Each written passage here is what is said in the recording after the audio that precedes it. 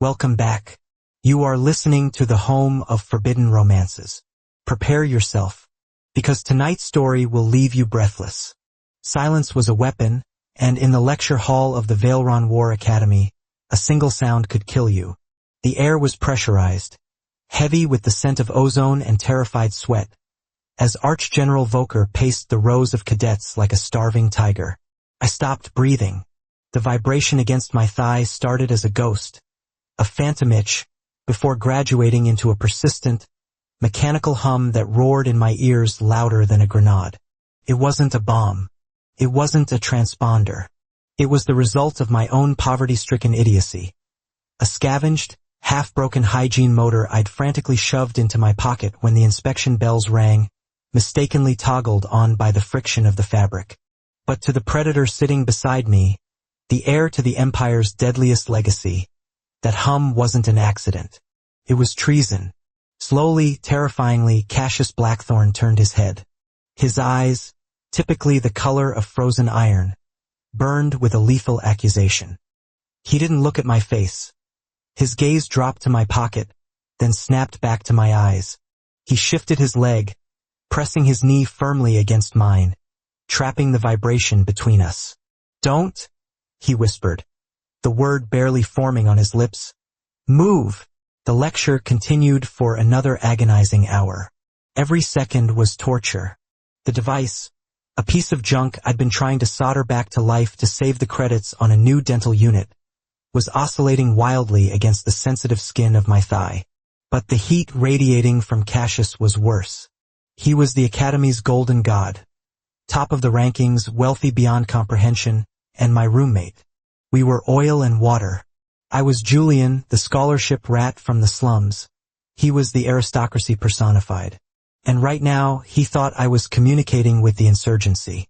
When Volker finally dismissed us, the relief was short-lived. "Room 402. Now," Cassius commanded, his voice low and dangerous. He didn't wait for a response. He grabbed my wrist, his grip bruising, and dragged me through the marble corridors. Other cadets parted like the Red Sea, sensing the violence radiating off him. He slammed the door of our dorm room behind us and engaged the privacy locks. The sound of the magnetic bolts sliding home was final. "Empty your pockets," Cassius ordered. He stood by the door, arms crossed, his uniform perfectly pressed, a stark contrast to my frayed cuffs. "Cassius, you're overreacting." I tried to deflect, backing up until my legs hit the edge of my bed. "It's not what you think." I said, "Empty them." He stalked forward, closing the distance. I felt the signal, Julian. Constant. Rhythmic. A coded pulse? "Who are you working for? The Separatists? The Southern Coalition?" "I'm not a spy," I snapped, panic rising. "Then what are you?" He was in my personal space now, looming over me. The height difference was unfair. He had to look down to glare at me, which only emphasized the power dynamic that had defined our entire relationship. "You're always sneaking off at night. You hoard scraps of metal. And now, you bring a transmitting device into a classified briefing? Do you have any idea what Volker would do to you if he heard that hum? He'd peel you apart." "I know," I shouted back. "Then show me." He didn't wait. He shoved me backward onto the mattress. The bed springs creaked under the sudden weight as he pinned my wrists above my head with one hand. His strength was absolute, a product of gene editing and elite training. With his free hand, he reached for my belt. "Cassius, stop. It's embarrassing, you asshole." He froze, his hand hovering over the pocket where the device had finally, mercifully, run out of battery. His eyes narrowed, confusion warring with suspicion. The proximity was suffocating. I could smell him, sandalwood, cold rain, and the faint metallic tang of a weapon. "Embarrassing," Cassius repeated, his voice dropping an octave. "You're trembling. Because you're assaulting me." I hissed. "I'm securing a threat." His hand slid into my pocket. My heart hammered against my ribs like a trapped bird. This was the moment the great Cassius Blackthorne, the Ice Prince, would realize his roommate wasn't a mastermind spy, but just a broke mechanic trying to fix a toothbrush. He pulled the object out. It was a sleek, silver cylinder, scarred with burn marks from my soldering iron. The head removed so only the motor shaft remained. To the untrained eye, or perhaps the paranoid eye of a military tactician, it looked suspicious. Ambiguous. Cassius stared at it. He thumbed the switch. Nothing happened. He looked at me, lying beneath him, chest heaving, face flushed with humiliation. "A vibrator?" he asked, his expression unreadable. "What?" "No," I choked, struggling against his grip. "It's a sonic flosser. The motor burned out. I was fixing it because I can't afford a new one for 50 credits. Okay?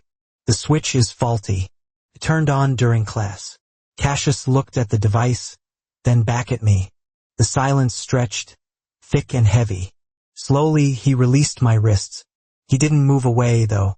He sat back on his heels, resting his forearms on his thighs, turning the metal cylinder over in his gloved hands. "You risked a court-martial," Cassius started, a strange glint entering his eyes. "For dental hygiene. I take care of my teeth," I muttered, sitting up and rubbing my wrists. "Not everyone has a trust fund, Blackthorn." I snatched the device from his hand. "Are we done? Can I go act like I don't exist again?" Cassius didn't answer immediately. He was watching me with a new intensity. The contempt that usually coated his gaze was gone, replaced by something far more unsettling. Curiosity. And beneath that, I thought. He cleared his throat, looking away for the first time. "When I felt it buzzing against you, I thought you were compromised. Or that you were enjoying it." My face went nuclear hot. "Enjoying it?" Invoker's lecture. "Some people get off on the danger," Cassius murmured. His gaze drifted back to me, lingering on my mouth. "On the risk of being caught." I was terrified, not aroused. "Pity," Cassius said softly. The air in the room shifted. It wasn't the cold tension of interrogation anymore. It was something electric. The wild thing he thought I was hiding hadn't been a weapon, but in his mind, the possibility of it being a sexual thrill had taken root and refused to die. "We have the night navigation drills tomorrow," Cassius said abruptly, standing up and smoothing his uniform. The mask of the perfect soldier was back in place, but the cracks were visible. "Fix your equipment, Julian. I won't have my roommate distracted." He turned to his desk, but I saw the slight tension in his shoulders. The night navigation drills were notorious. We were dropped into the tangled, bioluminescent forests of the Academy grounds, a simulated war zone spanning 20 miles. The objective was simple: reach the extraction point. The obstacle: autonomous hunter drones programmed to stun and capture. Fate, or perhaps a sadistic instructor, paired us together. We moved through the undergrowth in silence. Cassius took point, moving with lethal grace. I covered the rear, my modified scanner in hand. "Heat signature, 3 o'clock, I whispered. Cassius signaled a halt. We dropped into the ferns. A drone swept overhead, its red searchlight cutting through the mist. "Your tech is surprisingly accurate," Cassius whispered, his mouth close to my ear. "For garbage." "It's not garbage if it works better than standard issue," I retorted. We moved on. For hours we worked in perfect sync. The animosity that usually defined us had evaporated, replaced by the necessity of survival. I realized then that Cassius wasn't just a rich show pony. He was brilliant. He anticipated the drone's patterns before they even executed them. And he perhaps realized I wasn't just a rat. I was resourceful. We were 2 miles from the extraction point when the ground gave way. It wasn't a trap. It was old infrastructure. The sector we were traversing was built over pre-war ruins. The concrete slab beneath Cassius crumbled. "Cassius!" I lunged, grabbing his tactical vest just as he fell. The momentum dragged me down with him. We tumbled into darkness, hitting the floor of a subterranean chamber with a bone-jarring crash. Dust swirled around us. My vision swam. "Report!" Cassius groaned from somewhere to my left. I fumbled for my light. "Minor contusions." You! My leg! He hissed. I crawled over to him. The beam of my light revealed the damage. A rebar spike had torn through his calf. It wasn't deep enough to be fatal, but he couldn't walk on it. And worse, we were 20 feet down in a concrete box with smooth walls. Radio check, he ordered, his face pale but composed. I pulled out my comms. Static. Shielding. The walls are lead-lined. No signal. Cassius leaned his head back against the rubble, closing his eyes. Then we fail. We wait for the recovery team to realize we're missing. It will take hours. We lose the ranking. For him, losing rank was worse than death. It was a failure of his bloodline. No, I said, opening my pack. We don't fail. Julian, look at the walls. Unless you can fly, we're stuck. I pulled out the Flosser. Cassius opened one eye. You brought the vibrator? It has a high-torque micromotor and a lithium cell, I said, ignoring his taunt as I began stripping the casing with my knife. And your tactical flashlight has a high-output lens. If I bypass the safety regulator on your light and feed it the extra voltage from this battery, I can turn your flashlight into a high-intensity strobe flare. It'll punch a beam straight up through the hole we fell through. The aerial drones will see the SOS pattern. Cassius watched me work. His pain was evident, but his focus was entirely on my hands. You're risking blowing up the battery. I know what I'm doing. Why didn't you join the engineering corps? Because I twisted the wires together, sparks flying. I wanted to learn how to command, not just how to fix other people's mistakes. The silence that followed was different.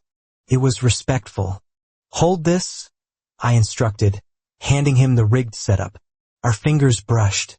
He didn't pull away. He held the device as I made the final connection. A blinding pillar of strobe light shot upward, illuminating the shaft above us like a beacon. Now we wait, I said, sitting back exhausted. We sat in the dark, the rhythmic strobe the only light. Cassius shifted, wincing. Let me look at it, I said, moving to his leg. I had a medkit. I cut away the fabric of his pant leg. You have gentle hands, Cassius said quietly. For a mechanic. I looked up. He was watching me again with that intense, unreadable look from the dorm room. But this time I wasn't terrified. You have a lot of opinions for a guy currently being rescued by a toothbrush, I murmured, applying the clotting gel. Cassius laughed. It was a rusty, unfamiliar sound. I suppose I do. He reached out, his hand cupping my jaw. My breath hitched. The dynamic shifted violently again. We were alone. In the dark, the adrenaline of the fall fading into a buzzing, hyper-aware intimacy. You're not what I thought you were, Julian, he whispered. His thumb traced my lower lip. And you're exactly what I thought you were, I replied, my voice shaking. Arrogant. Dangerous. But you didn't leave me. We're teammates. Is that all? His eyes were dark, searching. The strobe light flashed, freezing his face in a series of cinematic frames. The sharp jawline, the parted lips, the hunger. I don't know, I admitted. Cassius leaned in. Figure it out. He kissed me. It wasn't tentative. It was a claim. Tasted like blood and dust and repressed desire. He kissed me like he was angry that he wanted me, and then, slowly, like he couldn't help himself. I froze for a second, then melted, my hands tangling in his hair, careful not to jostle his injury. The vibration of the strobe light overhead seemed to sync with my pulse. When we pulled apart, we were both breathless. When we get out of here, Cassius said, his voice rough, I'm buying you a new sonic unit. Top of the line. I don't need your charity, Cassius. It's not charity, he said, pulling me back down for another kiss. It's an investment. I prefer my partners to be well equipped. The extraction team found us 20 minutes later. We were hauled up, Cassius on a stretcher, me by his side. The medics swarmed him, but he refused to let them take him to the infirmary until he'd spoken to the ranking officer. Cadet Vane's quick thinking saved the mission, Cassius told General Volker, his voice steel, despite the pain. He commandeered equipment to create a signal. Full marks. Volker looked at me, then at the rigged mess of wires and plastic in my hand. Resourceful. That night, back in the dorm, Cassius was laid up in bed with a Regan patch on his leg. The lights were dim. I sat at my desk, trying to study, but I could feel his eyes on my back. "Julian," he called. I turned. He held up a small, black velvet box that had been delivered via drone courier an hour ago. He tossed it to me. I caught it and opened the lid. Inside wasn't a dental tool. It was a platinum-grade comms bracelet. Encrypted, unrestricted, worth more than my parents' house. "I can't take this," I said. "It's not a gift," Cassius said, turning off his bedside lamp, plunging the room into darkness. "It's so you can reach me. Anytime. Anywhere." I heard the rustle of sheets as he settled in. "And Julian?" "Yeah. Next time something buzzes in your pocket during class, make sure it's me calling." And that is how the viper tamed the wolf. If you enjoyed seeing Julian turn the tables on his arrogant roommate, destroy that like button. And tell me in the comments, would you forgive a rival who humiliated you, even if they saved your life? I'll be reading your answers. Subscribe for the next chapter. Until then.